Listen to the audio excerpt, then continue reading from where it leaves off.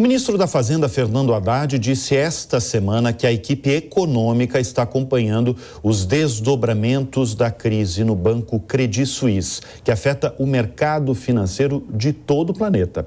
As turbulências no Credit Suisse ocorreram dias após 2 bancos da Califórnia ligados a startups do setor tecnológico falirem. Sobre este assunto, o Fast News de domingo recebe agora o professor André Galhardo, economista-chefe da empresa Análise Econômica. André, boa tarde para você, obrigado por estar com a gente na tarde deste domingo. É o seguinte, é quase uma surpresa, a gente tem acompanhado dia após dia, faz um pouco mais de uma semana que eu dei aqui no Jornal da Manhã,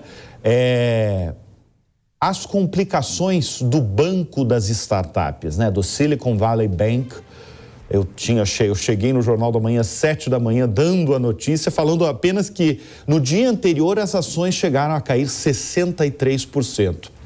Horas depois que eu dei essa notícia, o banco faliu em questão de 48 horas.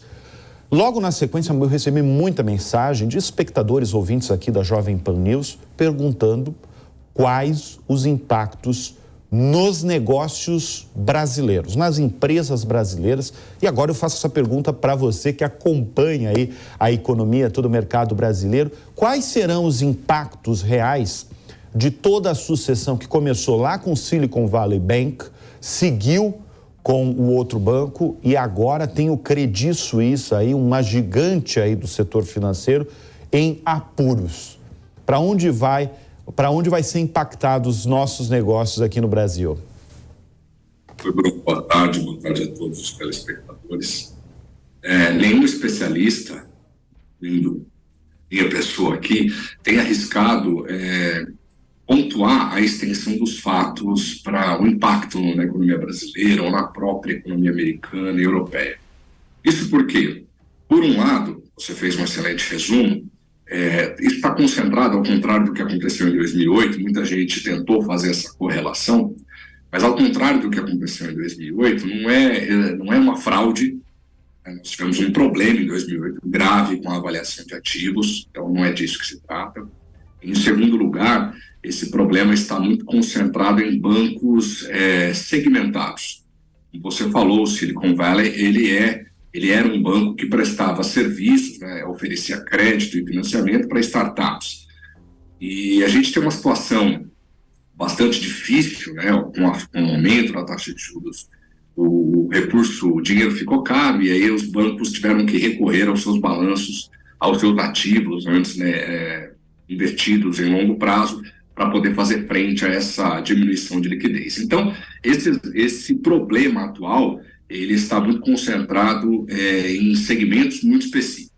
Só que existe um risco de contágio. Por isso que eu estou falando, não é simples dizer vai haver impacto na economia brasileira ou americana, por exemplo, ou não vai haver impacto. Porque, de um lado, tem essa questão de estar muito segmentado, muito concentrado em alguns setores específicos da economia, só que, do outro lado, a gente tem essa contaminação por parte do Credit Suisse. E você já lembrou bem aqui, Bruno. O Credit Suisse não aconteceu agora. Esse problema enfrentado pelo banco suíço, ele não surgiu em decorrência da falência do Silicon Valley e do Signature Bank de Nova York. Ele não surgiu dessas dificuldades dos bancos americanos. O Credit Suisse já vem apontando há alguns trimestres uma dificuldade em fazer lucro. Então, ele tem um problema de liquidez, e esse problema de liquidez não é pequeno. Um pacote de socorro ao Credit Suisse foi oferecido nessa semana de 52 bilhões de dólares. É maior que o PIB de diversas economias globais. Então, isso mostra que, sim, de um lado está muito concentrado e é diferente da crise de 2008, o que traz certo alívio. De outro lado, quando a gente olha para a Europa, principalmente, e fala do Credit Suisse, pode haver uma contaminação e trazer uma dificuldade maior para as nossas economias. Eu não estou falando de uma crise financeira profunda como a gente viu em 2008. No entanto, dizer qual a extensão dos danos neste momento ainda é muito difícil. Por enquanto, ainda está controlado, ainda é muito segmentado, ainda está muito concentrado em algumas áreas. Vamos ver o desdobramento disso, principalmente com o aumento de juros que deve vir lá dos Estados Unidos essa semana. Você lembrou aí o socorro que o governo deu na última quinta-feira para o Credit Suisse, né, que deu uma acalmada imediata aí nos mercados financeiros globais. E agora veio essa notícia na última sexta-feira do jornal Financial Times. Neste domingo, o Financial Times seguiu aí a cobertura, que é o seguinte: o grupo suíço UBS se ofereceu para comprar o Credit Suisse por até $1 bilhão.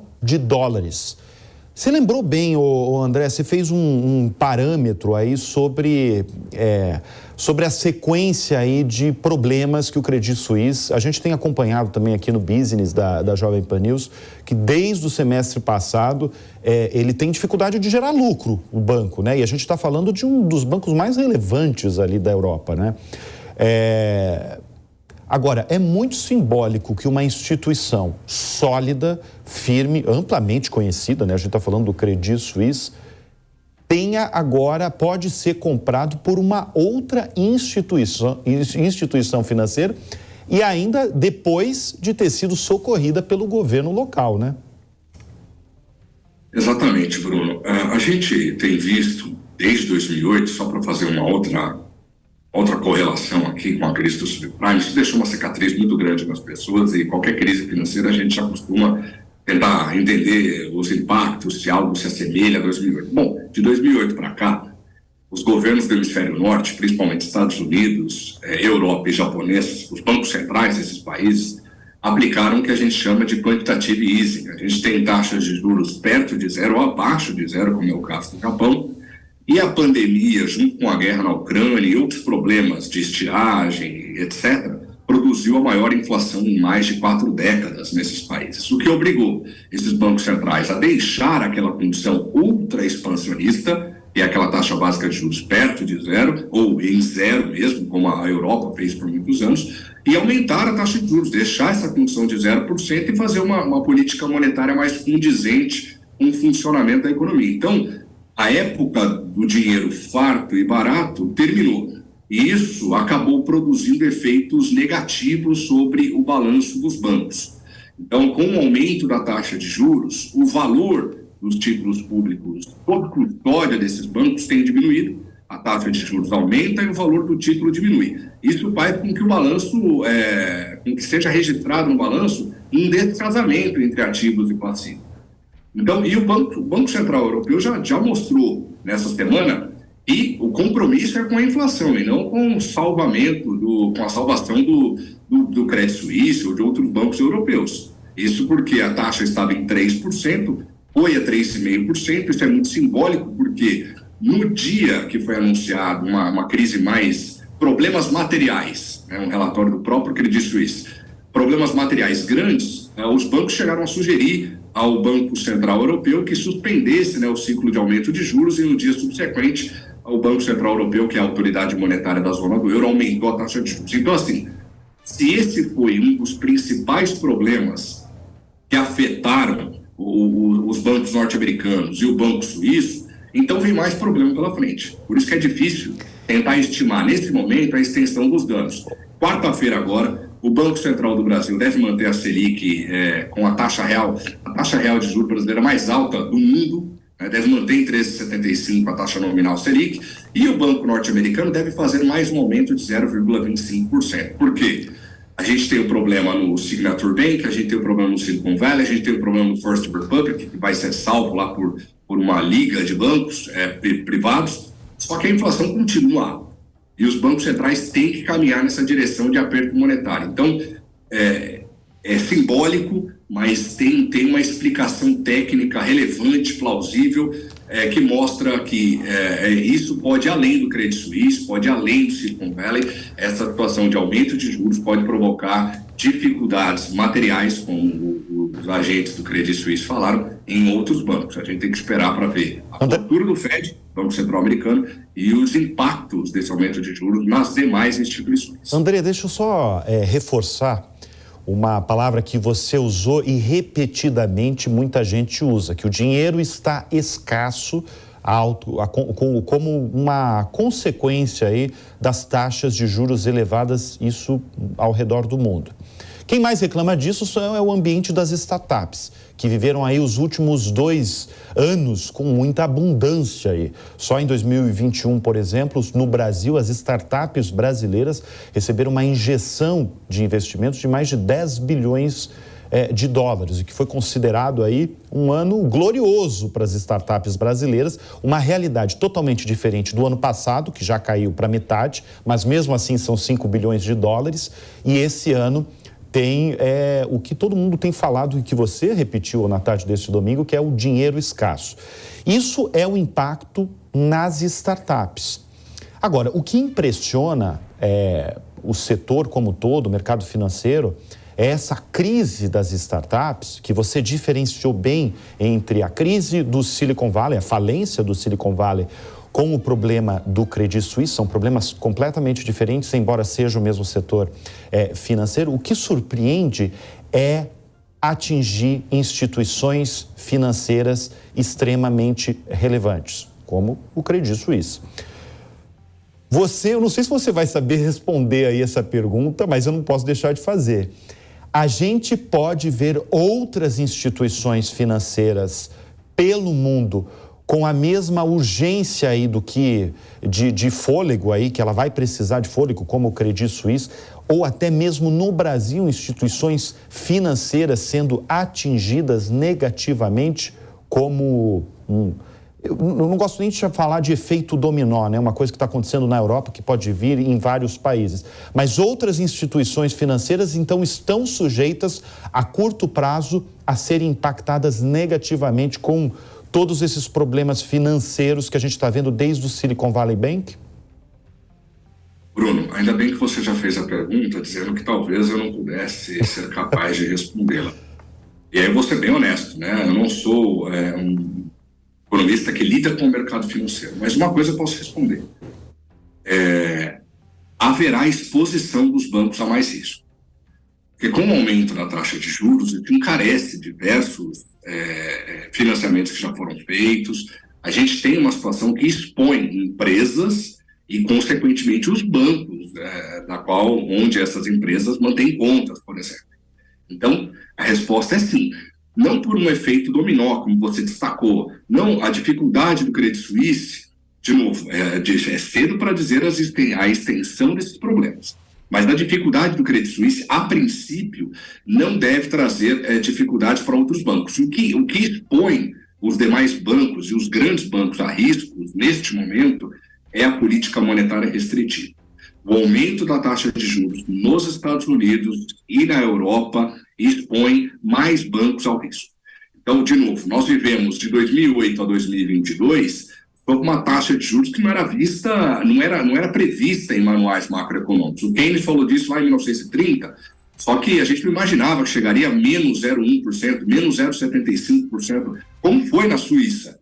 A gente fala da taxa de juros da zona do euro, que chegou a 0%, na Suíça foi menor do que isso. Então, o dinheiro era farto, abundante, e agora há uma dificuldade em oferecer crédito. Isso cria, esse aumento de juros, além da dificuldade que ele mesmo produz, cria um ambiente em que os bancos, para não se expor ao risco, diminui o volume de concessão de crédito, de financiamento, e se expõe empresas de fora do setor financeiro a riscos. E as empresas de fora do setor financeiro podem colocar elas também o próprio setor financeiro em risco novamente. Veja o caso das lojas americanas no Brasil. O problema, o balanço das lojas americanas gigantesco, bilionário, expôs diversos bancos ao risco aqui no Brasil e criou essa condição que a gente tem chamado de credit crunch, que é a redução da concessão de empréstimos no Brasil, porque os bancos querem se expor menos ao risco. Então, isso coloca, de novo, o aumento de juros já expõe os bancos a mais risco, porque eles estavam expostos antes desse aperto monetário.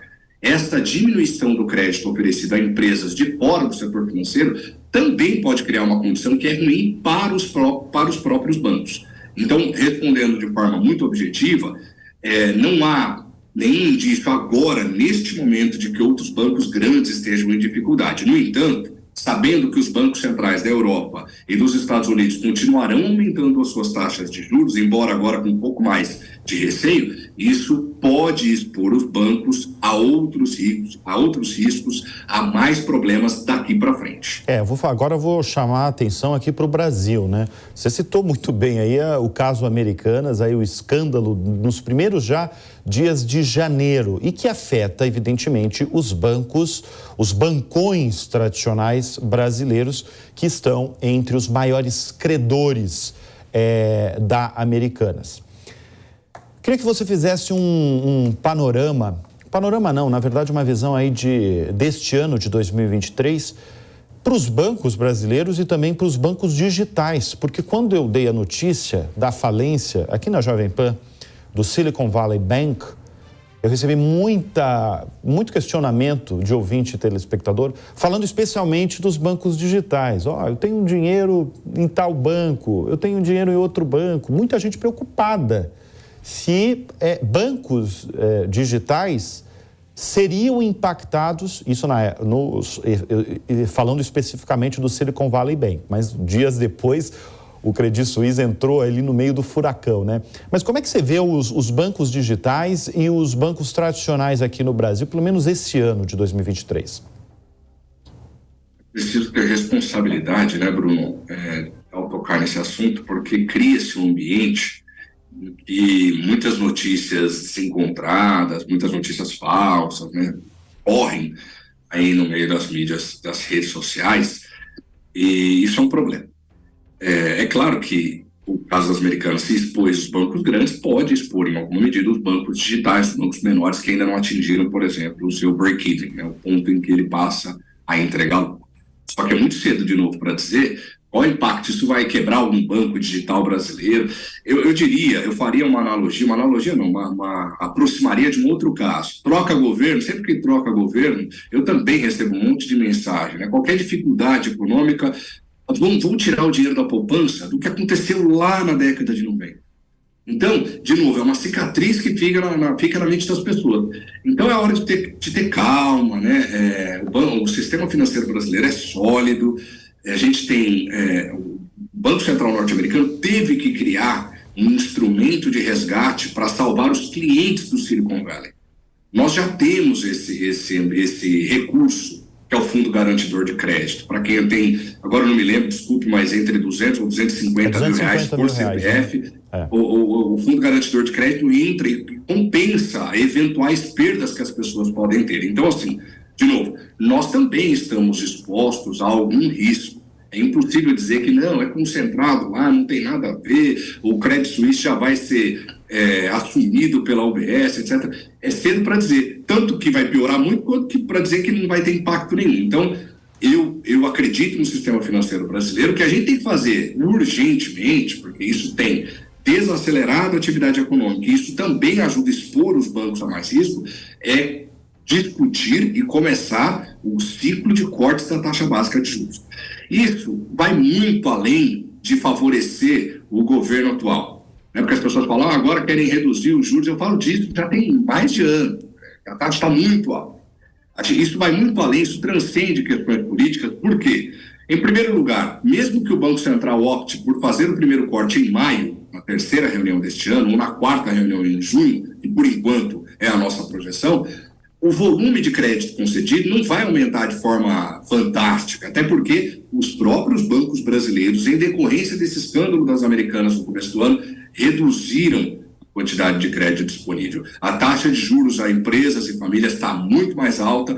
Isso mostra que os bancos têm dificultado para que famílias e empresas tomem crédito no Brasil, justamente não por maldade, não por qualquer coisa, justamente por essa exposição que o caso das Americanas causou dentro do sistema nacional. Então, assim, eu acredito no sistema financeiro brasileiro, estamos expostos aos riscos, como o mundo inteiro está, mas eu não iria numa linha de dizer que os bancos digitais vão quebrar ou qualquer coisa do tipo, principalmente tentando conectar os fatos dos Estados Unidos, da Europa, ao Brasil.